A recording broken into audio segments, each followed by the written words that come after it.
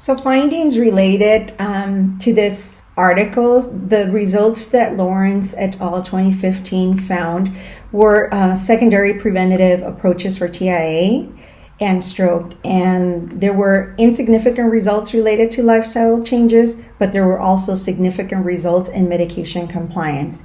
And the effect, it was confidence intervals at 95%. So examples of these were, for example, in terms of lifestyle changes, blood pressure management was one of the variables that they measured.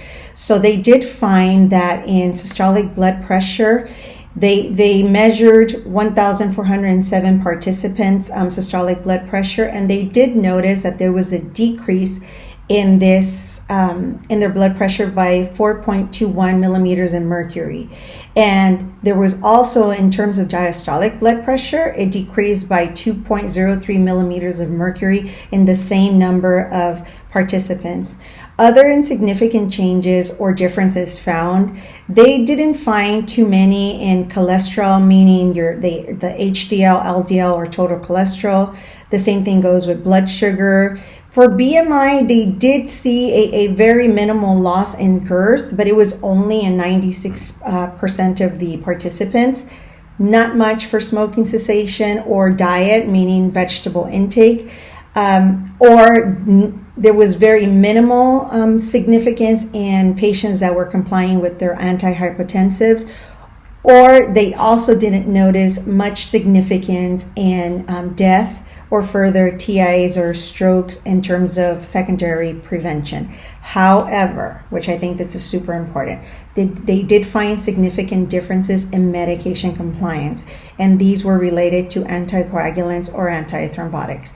And they found that there was a significant improvement in 2,792 participants, which I believe is awesome, because we know that, we need the anticoagulants or antithrombotics to further form any more clots, which can obstruct any of the large vessel occlusions, or even in this case, small vessels, which can cause, obviously, decreased perfusion to the brain, equaling to a stroke. So that is great news to know that these patients are actually taking their medications for further prevention.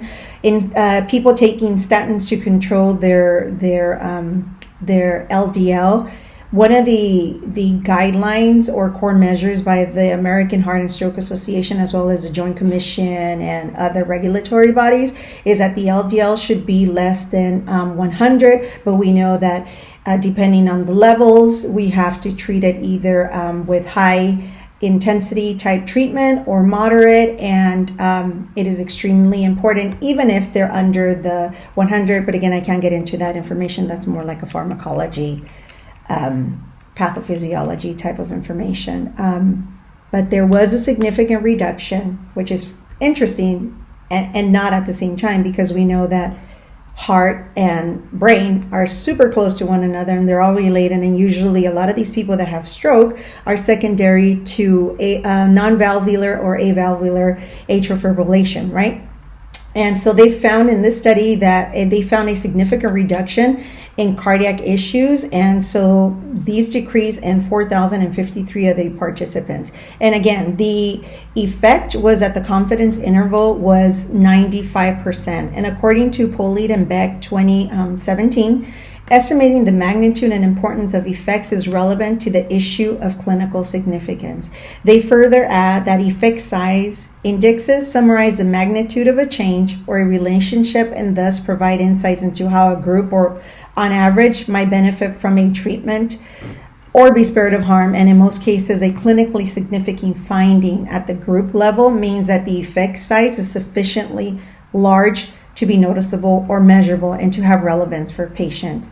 And they also define confidence intervals as espoused by several writers as useful tools for understanding clinical significance. And clinical intervals provide the most plausible range of values at a given level of confidence for the unknown population parameter.